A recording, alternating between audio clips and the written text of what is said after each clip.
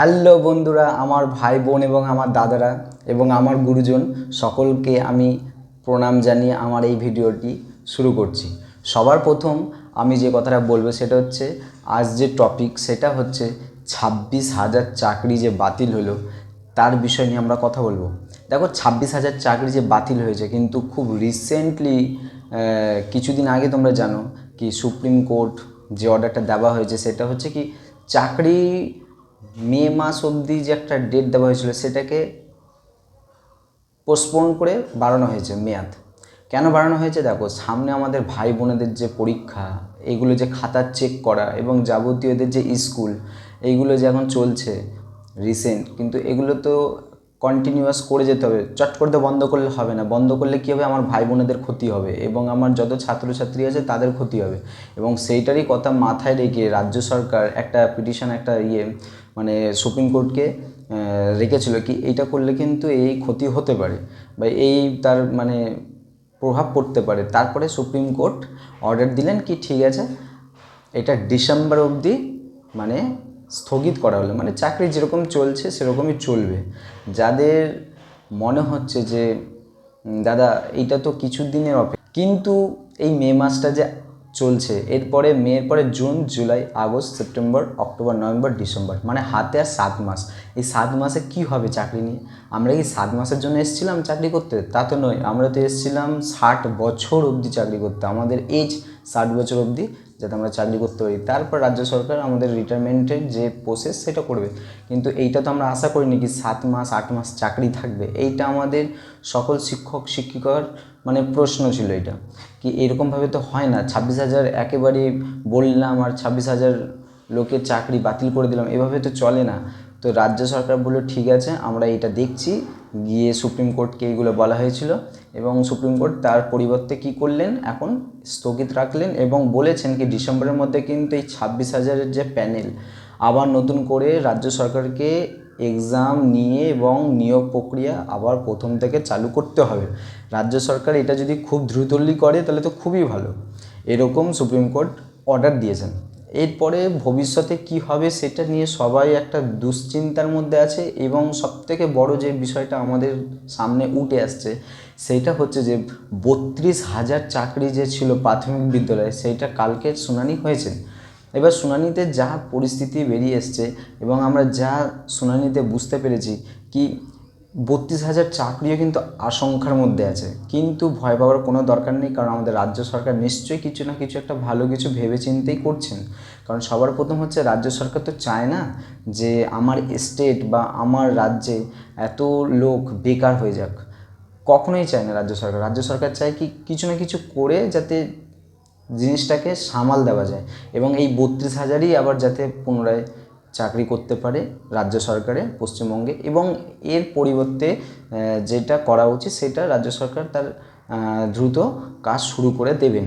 আশা করছি করে মানে করা চালু হয়ে গেছে। এরপরে আমি তোমাকে যেটা বলবো সেটা হচ্ছে, কাল যে 32,000 চাকরি নিয়ে যে শুনানিটা হয়েছে, দেখো যতই যাই হয়ে যাক কিন্তু চাকরি বাতিলের পথেই আছে। কিন্তু ঠিক মানে রাজ্য সরকার একটা কিছু না কিছু পথ ঠিক অবলম্বন করে বাঁচিয়ে নেবে।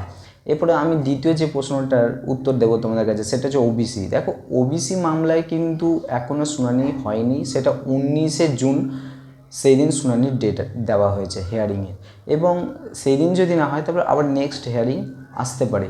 আশা করছি 19 তারিখে যাবতীয় কেস সলভ হয়ে যাওয়ার চান্স আছে। অনেকে আমাকে প্রশ্নও করতে পারে কি দাদা, ওবিসি কেসটা তো আপনি অনেক দিন ধরেই বলছেন, ওবিসি কেস কি এখনও মিটছে না? না, এত সহজে ওবিসি কেস মেটার কথা নয়। কারণ হচ্ছে ওবিসির যে একটা স্ক্যান বা ওবিসি যে একটা জালিয়াতি হয়েছে সেটা কিন্তু ছোটোখাটো নয়। ওবিসি মানে তুমি বুঝতে পারছো, একটা কাস্ট, মানে সেই কাস্টকে নিয়ে একটা দুর্নীতি চলেছে। এবং এত ওবিসি, যেটা 2010 সাল থেকে ওবিসি যারা হয়ে আসছে তাদের টোটালি নাকি বলা হচ্ছে নাকি জালিয়াতি। এবং ব্যাপারটা হচ্ছে কি, আগে দেখতে হবে তারা আদৌ এটা মানে অরিজিনাল সার্টিফিকেট তাদের হাতে না ডুপ্লিকেট, সেটা তো আমাকে দেখতে হবে। এইগুলো কিছু প্রসেস কমপ্লিট হলে তবে কিন্তু তুমি বলতে পারবে কি না ওবিসি এই ক্যান্ডিডেট এরা হচ্ছে অরিজিনাল ওবিসি এবং এই ক্যান্ডিডেট হচ্ছে তোমার ফেক ওবিসি। এভাবে পরে গিয়ে তুমি একটা নির্ণয় করতে পারো, কিন্তু চট করে তখন তুমি কাউকে দাবি করতে পারো না কি এই ওবিসি যে সার্টিফিকেট আছে এটা জাল। তার জন্য সুপ্রিম কোর্ট এবং আমাদের কলকাতা হাইকোর্ট একটা ডেট দিয়েছে কি এই ডেটে হিয়ারিং হবে এবং সম্পূর্ণ শুনানি মানে শোনার পরে কিন্তু একটা রায় দেবেন এবং এর জন্য একটা প্রসেস লম্বা চলবে। তার জন্য আমার ভাই বোনেদের সকলকে বলছি, কেউ কিন্তু দুশ্চিন্তার মধ্যে পড়ে যেও না, কারণ এটা একটা ওবিসির মামলা। এটা কিন্তু কোনো তোমার ভবিষ্যৎ ডিপেন্ড পুরোপুরি করছে না কি এটা না হলে তোমার জীবন শেষ, এটা না হলে তোমার না, পথ তোমার অনেক দিকে খোলা। পথ তো তোমার একদিকে খোলা নয় কি তোমার এই ওবিসির জন্য তোমার এইটা আটকে গেছে ওইটা আটকে গেছে, আটকে তোমার গেছে কিছু দিনের জন্য, পুরোপুরি সারা জীবনের মতো আটকায়নি। আমি এইটাই তোমাদেরকে বোঝাতে চাইছি, ওবিসি কেস জাস্ট কিছু দিনের বিষয়, ওইটা মিটে গেলেই কিন্তু তোমাদের যেটা প্যানেল সেটা শুরু হবে। এবার আমি আসছি যেটা নিয়ে আজকে আমার টপিক, সেটা হচ্ছে 26,000 চাকরি যে বাতিল হয়েছে, এই শিক্ষক শিক্ষিকাদের ভবিষ্যতে যে দিক সেটা কি হতে চলেছে। দেখো 26,000 চাকরির জন্য আবার নতুন করে রাজ্য সরকার একটা ভ্যাকেন্সি শুরু করবে, এসএসসির তরফ থেকে একটা ভ্যাকেন্সি আবার শুরু করবে। ভ্যাকেন্সিটার মধ্যে 26,000 যেমন চাকরি বাতিল হয়েছে, সেই 26,000 প্লাস হয়তো আরও ভ্যাকেন্সি বেরোবে, যেটা ফ্রেশার্স মানে যারা নতুন আছে তাদের জন্য, তারাও অ্যাপ্লাই করতে পারবে এবং পরীক্ষা বসতে পারবে। আবার পুনরায় অরিজিনালভাবে যেরকম কাউন্সেলিং যেরকম তোমার প্রসেস ছিল, ঠিক ওরকম প্রসেসের মাধ্যমেই তোমাকে আবার এসএসসিতে এক্সাম দিয়ে তোমাকে মানে যোগ্য বলে তোমাকে দেখাতে হবে কি আমি যোগ্য, আমি সেই ব্যক্তি বা আমি সেই শিক্ষক বা আমি সেই শিক্ষিকা, আমি যোগ্য। কিন্তু আমি তো মনে করি 26,000 চাকরি যারা করছিলেন দাদা দিদি এবং শিক্ষক শিক্ষিকা, এরা প্রত্যেকেই যোগ্য।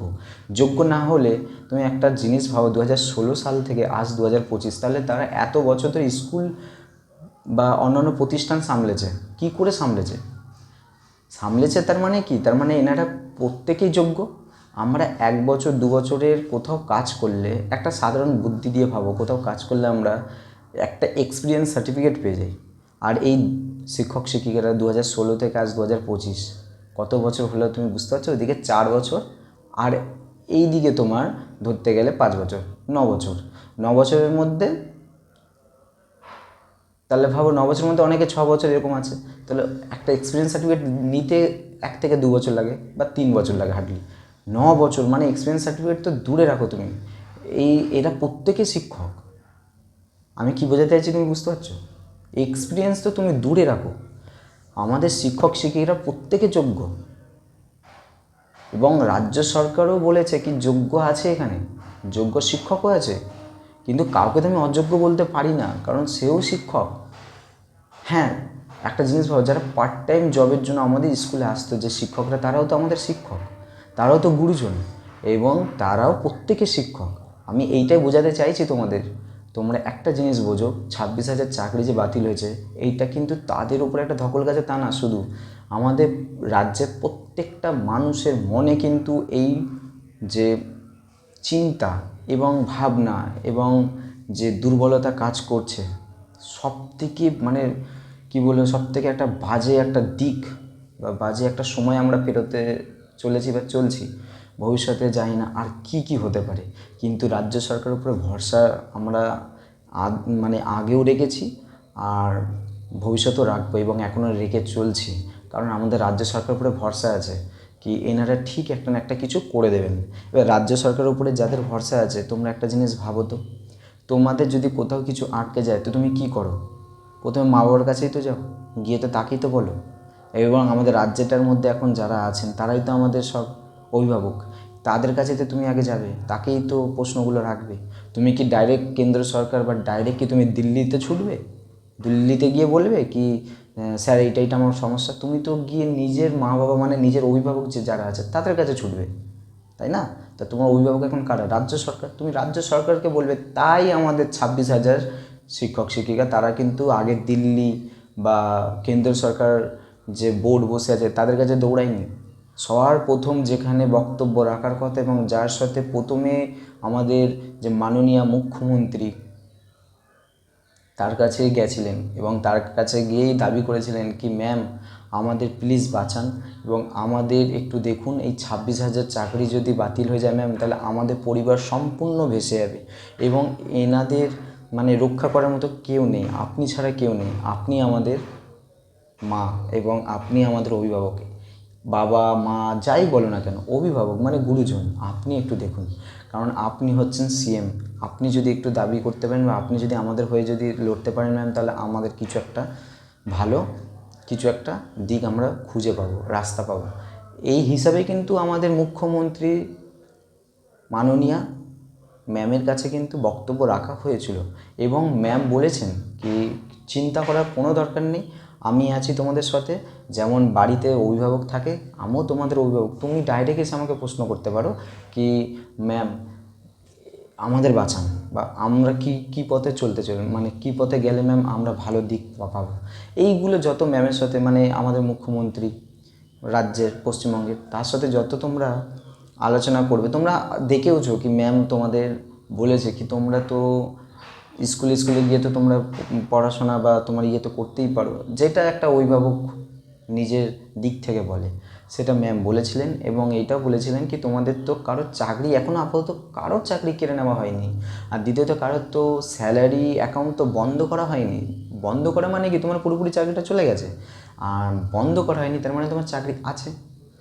কিন্তু থাকা অবস্থাতেও আমরা লড়ছি এবং রাজ্য সরকার বলেছেন কি আমরা পাশে আছি, চিন্তা করার কোনো দরকার নেই। কিন্তু 26,000 চাকরি যারা হারিয়েছে তারা তো জানে কি এর কষ্ট দুঃখ কত বড়, কত যন্ত্রণা। যখন কারোর মানে সন্তান বা কারোর মাতা বা পিতা যদি বলে কি বাবু তুই বাড়িতে বসে আছিস কেন, তুই তো বেশ ডিউটি যাচ্ছিলিস, বেশ মানে প্রতিদিনের মতো যেটা কাজ করছিলিস সেটা তো করছিলিস, তুই এখন বসে গেছিস কেন? তখন সে কি বলবে তার নিজের মেয়েকে, নিজের ছেলেকে বা নিজের মাকে কি বোঝাবে, নিজের বাবাকে কি বোঝাবে কি বাবা আমার চাকরি চলে গেছে, চাকরি চলে গেছে। এইটা বললে যেন কি হবে, তার মা বাবা হয় কোনো কিছু মানে করে বসবে, নয়তো তার মেয়ের যে কষ্ট, মেয়ের দুঃখ সে নিতে পারবে না। যার জন্য সেই শিক্ষক এবং শিক্ষিকাকে আমার অসংখ্য প্রণাম জানাই আমি কি ওনারা এখনও নিজেকে মানে শক্তপোক্তভাবে ধরে রাখতে পেরেছেন এবং ভবিষ্যতেও রাখবেন ঈশ্বরের কাছে কামনা করি।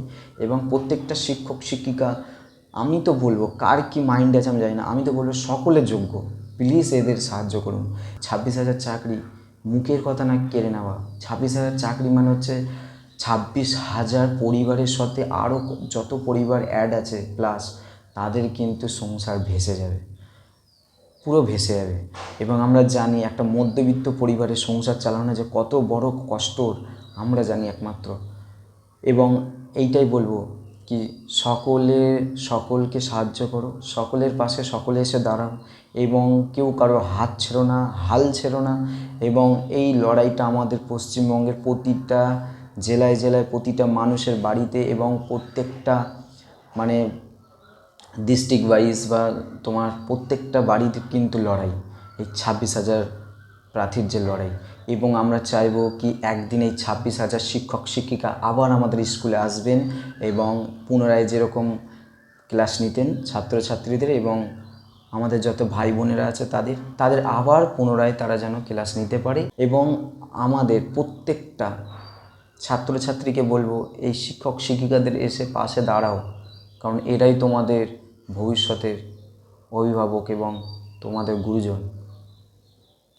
আমার এই পশ্চিমবঙ্গের রাজ্যের আমাদের যিনি অভিভাবক এবং বলতে পারো গুরুজন, ঠিক আছে, তিনি হলেন শ্রীমতী মমতা ব্যানার্জি, মাননীয়া মুখ্যমন্ত্রী আমাদের পশ্চিমবঙ্গে। এবং ইনি সত্যি অনেক অনেক উপকার করেছেন গরিব দুঃখীদের। এবং ইনি যত মধ্যবিত্ত পরিবার আছে যারা কষ্টে থাকেন তাদেরকে রক্ষা করেন। এবং আমি বলবো এই 26,000 চাকরিকে ম্যাম প্লিজ রক্ষা করুন। আমাদের রাজ্যের শ্রীমতী মমতা ব্যানার্জি মাননীয়া মুখ্যমন্ত্রী, তাকে বলছি ম্যাম প্লিজ ম্যাম আপনি এই 26,000 চাকরির পাশে থাকুন ম্যাম। আর দেখবেন ম্যাম এরা যেন প্রত্যেকে যেন পুনরায় আবার নিজের শিক্ষকতার যোগ্যতায় যেন ন্যায্যভাবে নিজের চাকরিটা যাতে ফিরে পায়, কারণ এনাদের ভবিষ্যৎ অন্ধকারের দিকে চলে যাচ্ছে। যত দিন যাচ্ছে আমাদের রাজ্য সরকারের 26,000 চাকরি শিক্ষক শিক্ষিকাদের মানে জীবন অন্ধকারের দিকে চলে যাচ্ছে। এবং এনাদের একটার পর একটা রায় যখনই আমি শুনতে পাই এবং নিজেরই কষ্ট লাগে। কারণ হচ্ছে আমি তো এই রাজ্যেরই একজন, এবং যখন শুনতে পাই নিজেরই রাজ্যে 26,000 শিক্ষক শিক্ষিকার চাকরি বাতিল, সত্যি মন থেকে প্রচুর কষ্ট। সবথেকে বড় বিষয় হচ্ছে যে শুধু এনাদের চাকরি বাতিলের পথে নয়, 32,000 প্রাথমিক শিক্ষক শিক্ষিকার চাকরিও কিন্তু বাতিলের পথে। এবং আমি বলবো যত ভাই বোনেরা, আমার ছাত্রছাত্রীরা এবং আমার গুরুজনরা যারা আমার এই ভিডিওটা দেখছো, প্রত্যেককে বলবো এই 26,000 চাকরি প্রার্থীর পাশে দাঁড়াও। অনুগ্রহ করে তোমরা একটু আমার কথাটা রাখো, দাদা দিদি ভাই বোনেরা এবং আমার গুরুজনরা, কি এই 26,000 চাকরির প্রার্থীর পাশে থাকো, যাতে এনারা আবার পুনরায় যেন শিক্ষকতার যোগ্যতায় আবার শিক্ষক হয়ে যেন পুনরায় যেমন স্কুলে যাচ্ছিলেন তেমনই যেন স্কুলে প্রত্যেকটা ছাত্রকে যেন তারা নিজের ক্লাসে যেন ক্লাস করাতে পারে এবং হাসিখুশিভাবে যাতে তারা তাদের জীবনযাপন চালাতে পারে, সেই দিকে তোমরা প্লিজ থাকো। আর 26,000 চাকরির পরে যা আপডেট আসবে আমি তোমাদের দিতে থাকবো। এবং এই চ্যানেলটাকে তোমরা সাবস্ক্রাইব করো, লাইক করো, শেয়ার করো, কমেন্ট করো এবং আমার এই ভিডিওগুলো প্রতিদিন তোমরা দেখো এবং দেখে যদি কিছু শিখতে পারো তোমরা কমেন্টে লিখতে পারো। এবং কমেন্টে এইটাও লিখতে পারো কি দাদা আমার এখানে সমস্যা বা আমি এটা বুঝতে পারছি না, দাদা স্যার যাই বলো তোমরা একটু বলে কমেন্ট করে লিখে দিও।